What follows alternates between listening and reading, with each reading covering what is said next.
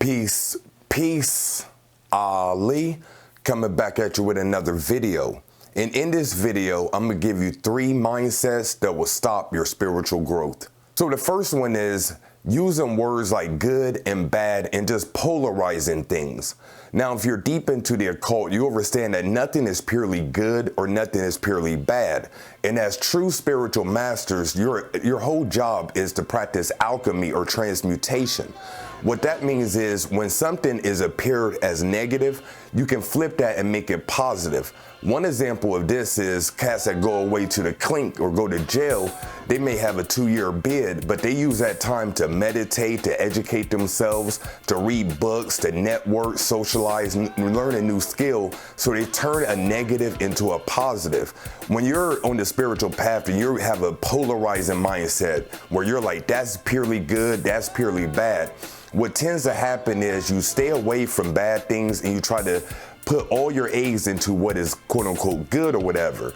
But what I've seen with people is they kind of punish themselves too much. Just because you're experiencing something negative or something that you classified as bad, it's not a death sentence or doomsday prophecy or whatever. So what I recommend is that you stop using words like good and bad and see things as purely is. Once again, there's no such thing as purely good. There's no such thing as purely bad. So I recommend that you limit your use of using the words good and bad. So the first item that will limit your spiritual growth, in my opinion, is polarizing things or saying something is purely good or bad. All right, the second thing that will limit or stop your spiritual growth is comparing yourself to others. Especially in this day of social media where you have access to a lot of people's personal lives and their public life, we have a tendency to look at someone and compare where we are to where they are. Now, if you have someone that you're kind of modeling, or they're a role model, or they're a mentor, and they affect you in a way where it makes you move. It propels you to move. For instance, if you have someone that you're following or looking up to, and you see them as someone that you can achieve their level of success, whatever that may be, then that's probably going to motivate you. But if you're looking at a so-called celebrity or someone that's very far down on the path, it may demotivate you. So what I recommend is find someone that is comparable to you.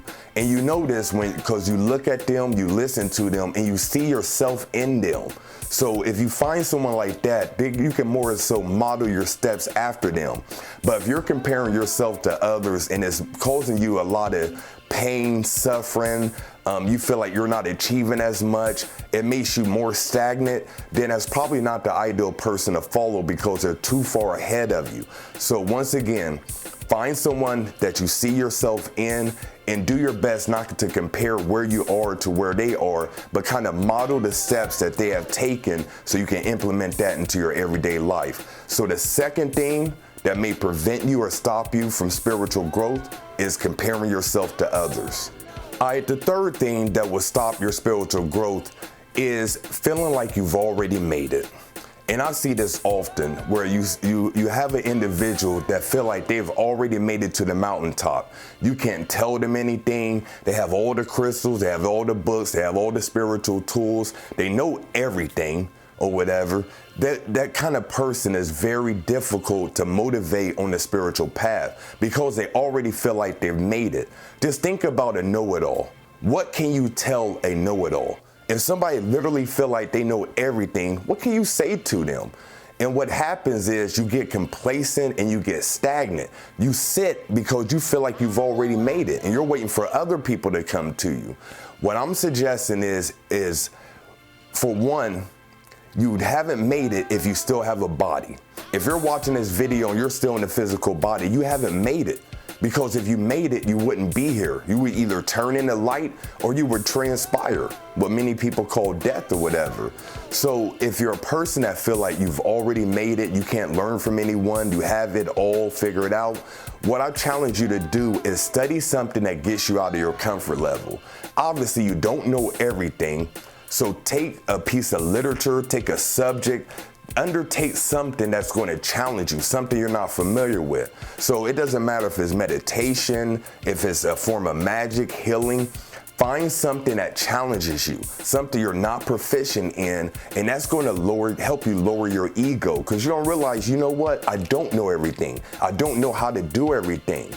You feel me? So the third thing that will stop your spiritual growth is feeling like you've already made it.